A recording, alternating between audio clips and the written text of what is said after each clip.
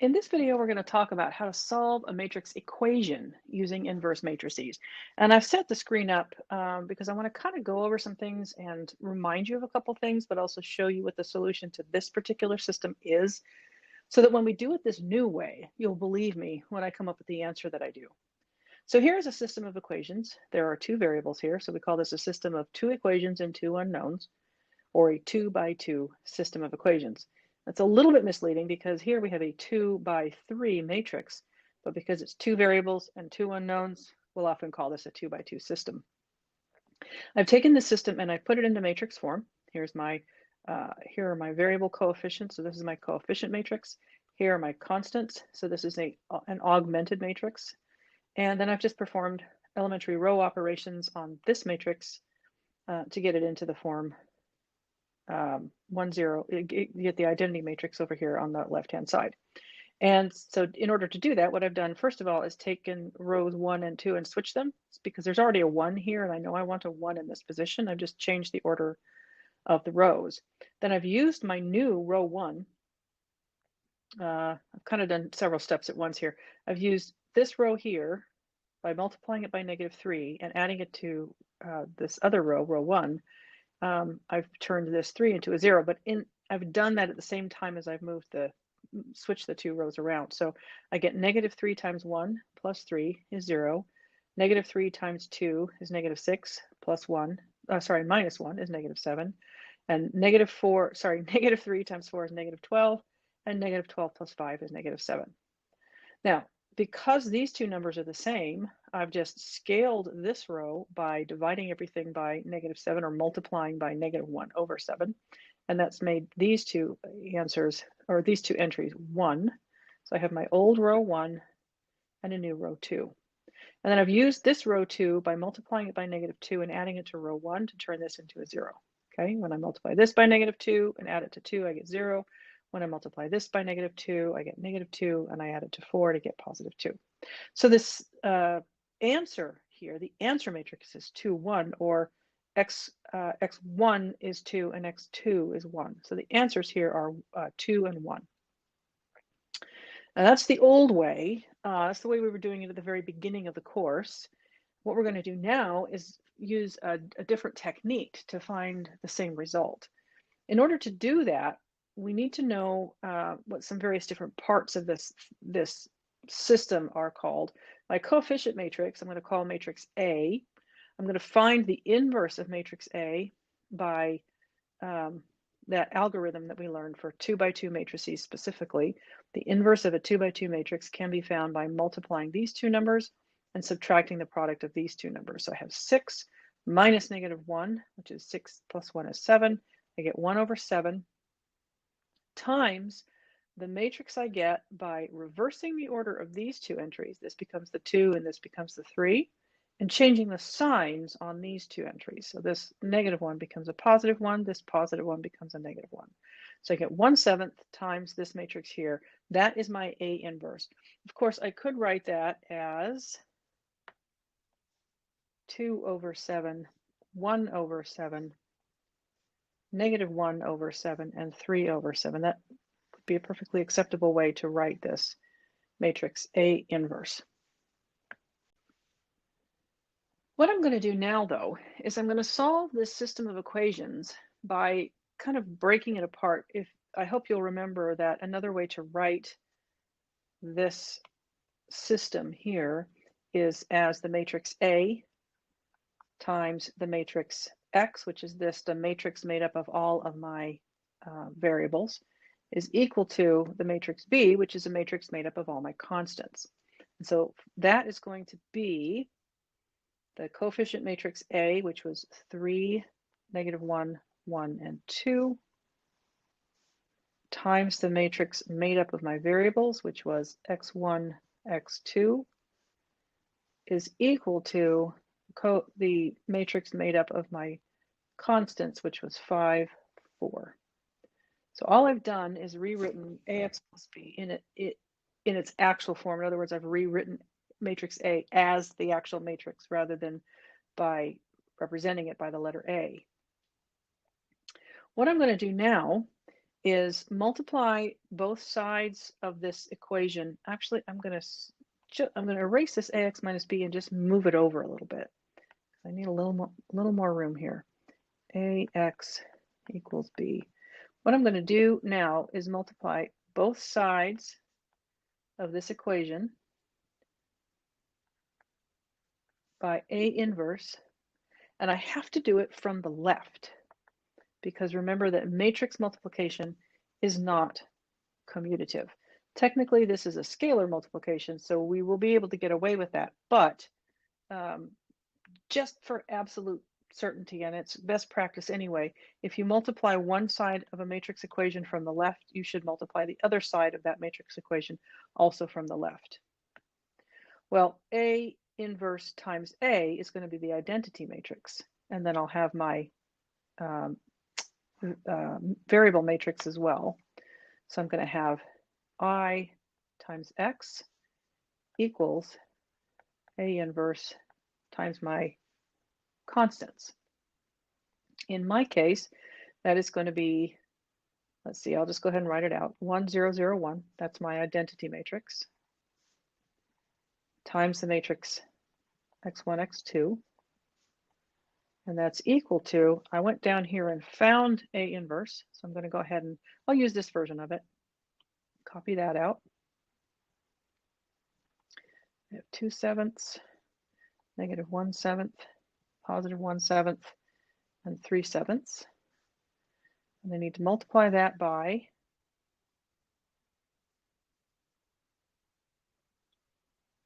I don't know how to use this scaling thing here.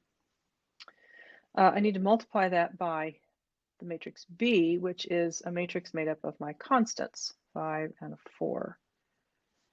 Well, on this side, I'm going to have 1 times x1 plus 0 x2, which is just x1. And then I'll have, that's my row 1, column 1, so that's my 1, 1 position. This is my row 2, column 1, so that's my 2, 1 position. So that's going to be 0 x1s and 1 x2, so that's just x2.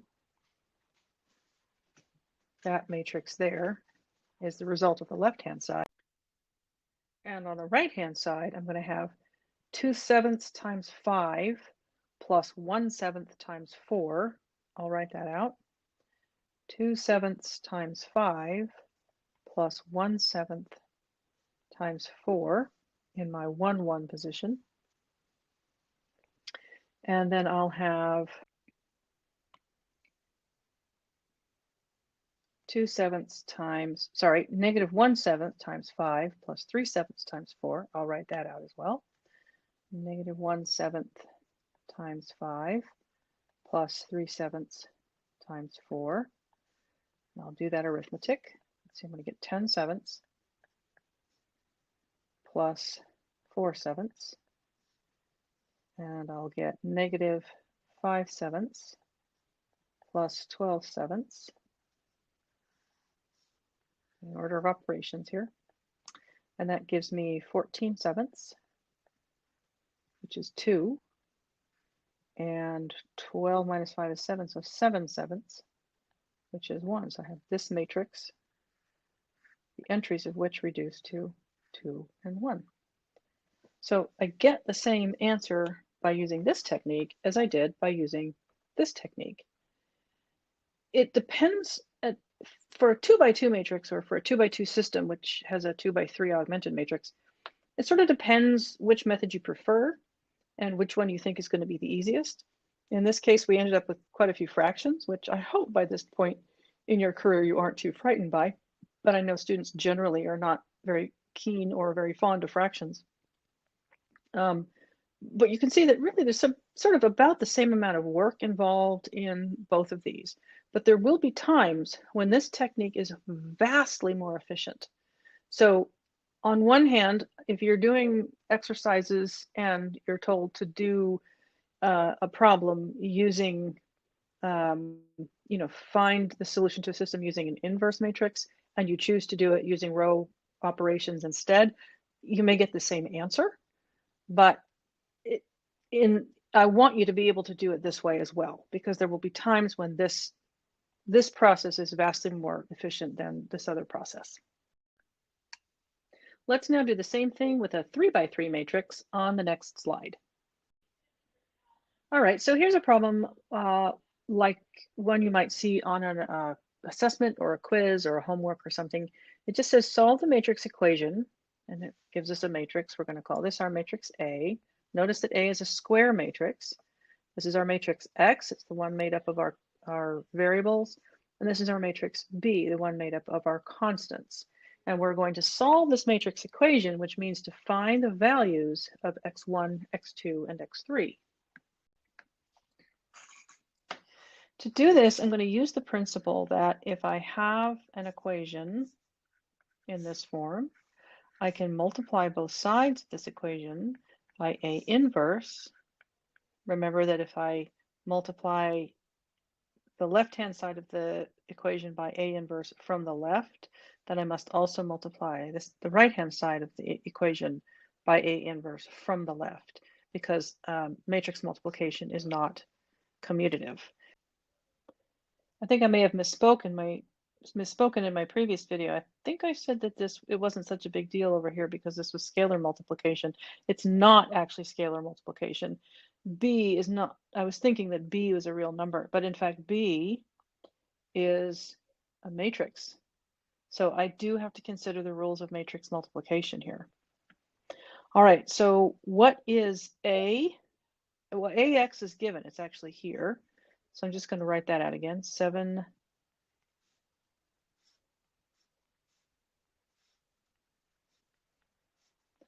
There's my A.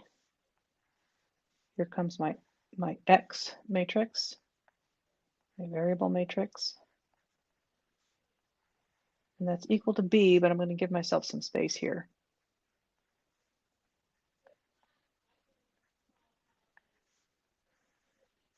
And what I need to do now is find matrix A inverse so that I can multiply both sides of this matrix equation by the matrix A inverse. I'm going to do that off to the side here. To find A inverse, I need to take A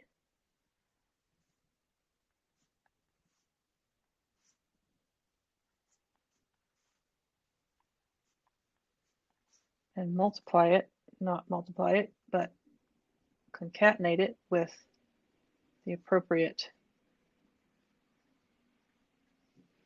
identity matrix and push through some row operations until the left-hand side is the identity matrix.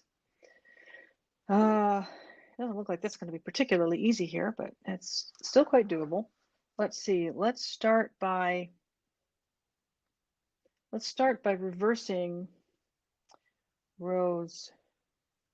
I think what I'm going to do is put row 2 on the bottom because it's already got a 0 in the first position, and that means it's going to be easy to actually know. Now that I look at it again, row 2 looks like I want it to look. It has a 0, a 1, and a 0. And that's what I want row 2 of an inverse, or sorry, of an identity matrix to look like.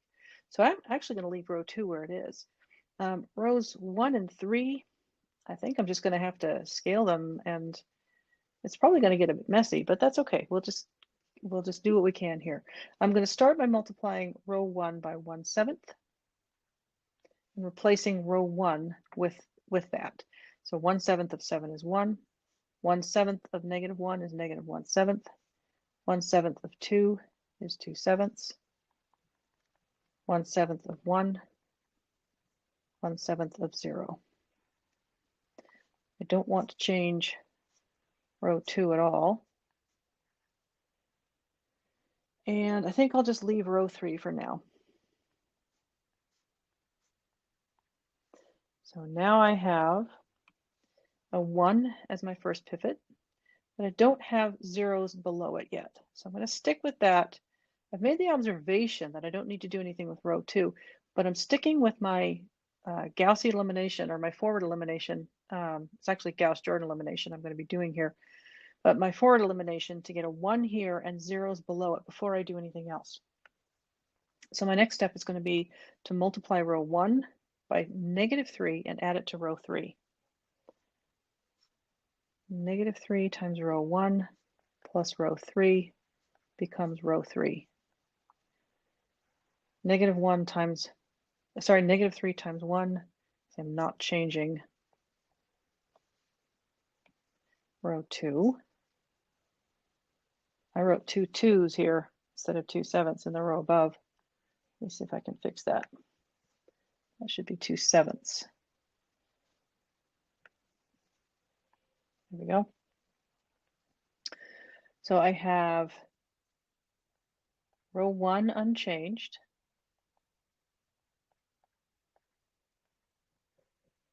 Row 2 unchanged. And row 3 is -3 times this plus that. -3 times 1 is -3, plus 3 is 0.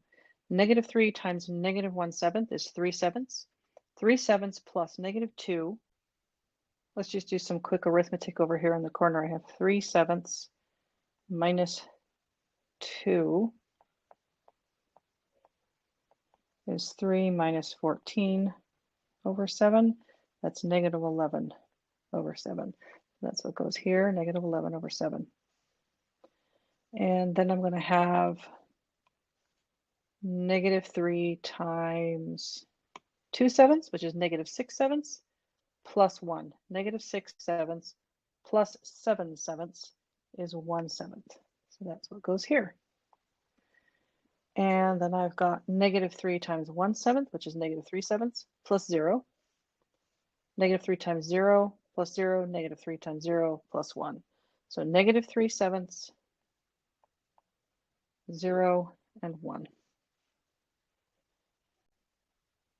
Okay, now I have a 1 for my first pivot and zeros below that, a 1 for my second pivot, but I do not have zeros below that yet. So I'm going to take row 2 and multiply it by 11 7ths and add it to row 3. That does not change row 1.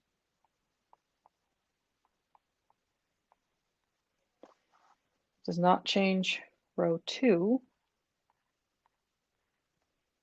but it does change row 3. So let's see, what did I say? I was going to have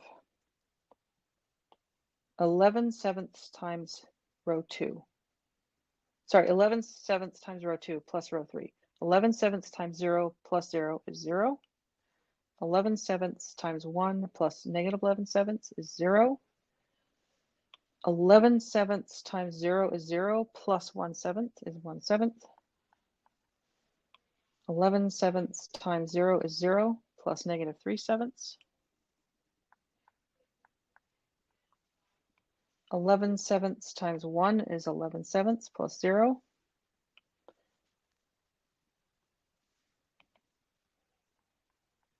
And 11 7ths times 0 plus 1. Well, that got really tight in there, didn't it? Let me try to make this -3 7ths a little bit smaller. It's getting really tight. Okay, if I make this screen much smaller, if I squeeze it in a little bit, it's probably going to become impossible to read. So I'm going to erase the scratch work that I did down here. And I will continue. Let's see, let me erase this up to here. Ultimately, I just want to put my answers here and here for A inverse. And once I've got those, I can carry on as I did in the previous slide. So for right now, I'm going to extend my scratch work up into this space here. So I have here an interim step.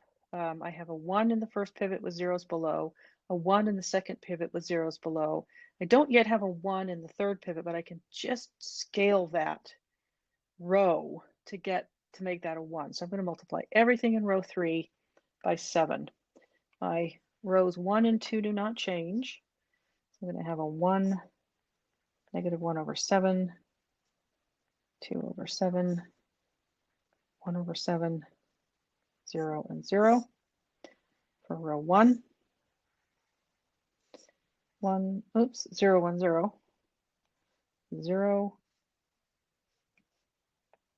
0, 1, 0, 0, 1, 0 for row 2. And for row 3, I'm just scaling by 7, so everything gets multiplied by 7. Okay. So now I have 1s in all of those pivot positions and 0s below. I go to the rightmost pivot and I start trying to make everything above that pivot a 0. That one already is. So now I'm going to take this row, multiply it by -2/7, and add it to this row. So I have 0 again. This time row 3 will not change. Row 2 will not change. But row 1 will. I want to multiply this by -2/7. So -2/7 plus 1. Sorry, 0 times -2/7 plus 1. 0 times -2/7, which is 0, plus -1/7. -2/7 times 1, that's -2/7, plus 2/7, gives me 0. -2/7 times -3 is positive 6/7, plus 1/7 is 7/7, which is 1. -2/7 times 11 is -22/7 plus 0.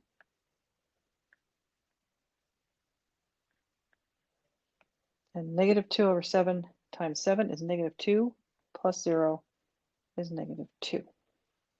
All right, we're getting a lot closer. I have 1s on all my pivot positions and 0s below. I have 0s above this pivot position. All I have left to do is put a 0 above this pivot position. So I'm going to take this 1, multiply it by 1/7, and add it to this. So I need to do that for all of the entries in this row. This is the one that's determining that what arithmetic I'm going to do. But once I know what that is, I have to do it to every entry in that row. So I'm going to multiply each entry here by 1/7 and then add it to the entry in the row above it.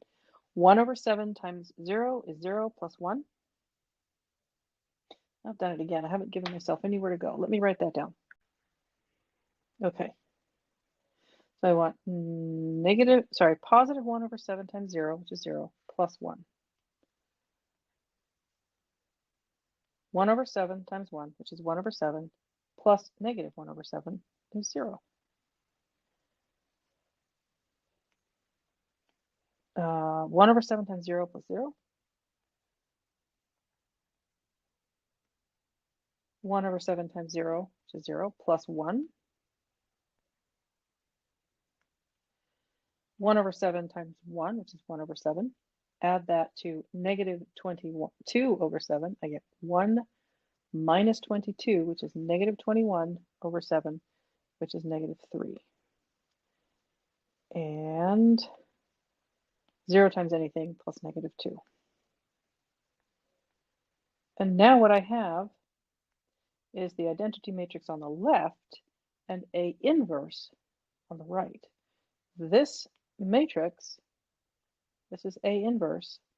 This is what needs to go here and here. So let's write those in. I've just copied this matrix that I found here, which I now know to be A inverse, into the correct positions in this equation. A inverse times A times X equals A inverse times B.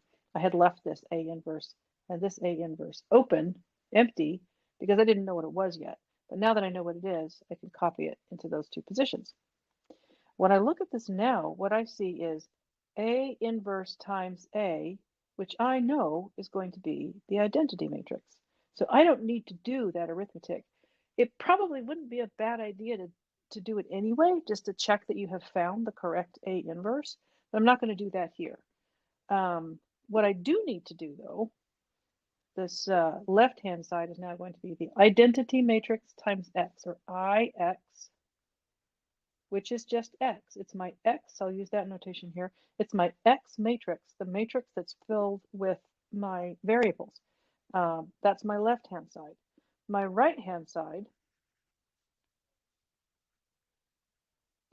is what X will be equal to, right? What that variable matrix will be equal to. And that's going to be my answer, right? That's going to be the answer to the system, the solution to the system.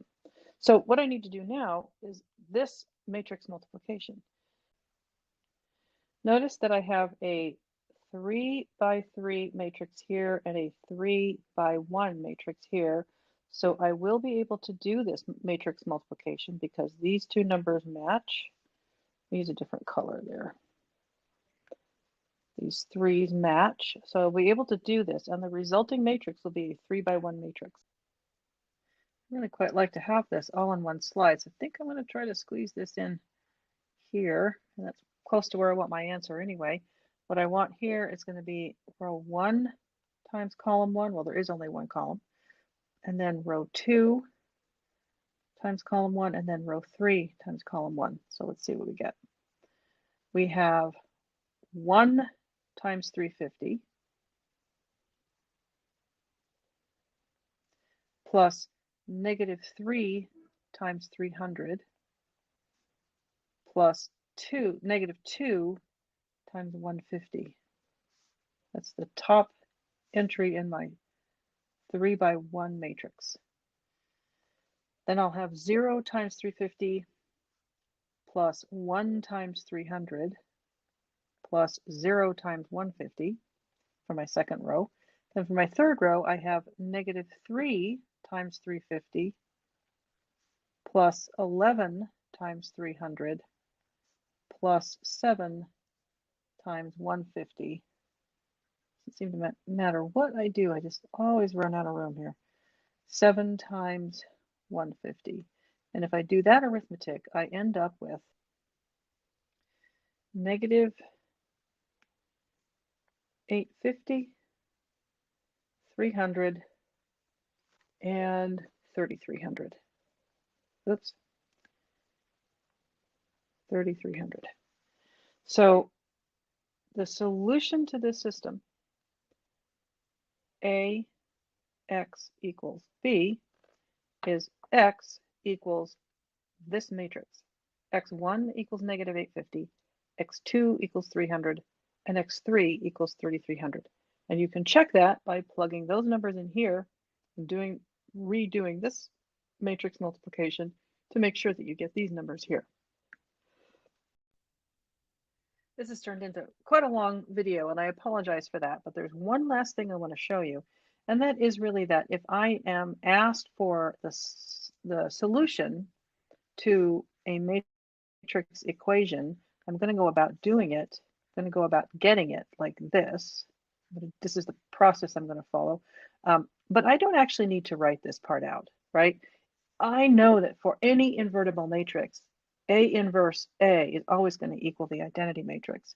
So if I'm asked for the solution X to a matrix equation, I can just write that as the inverse of matrix A multiplied by the matrix B. I may have to find the inverse of A before I can do this matrix multiplication, but that is all I need to do. This is actually the system to that matrix equation.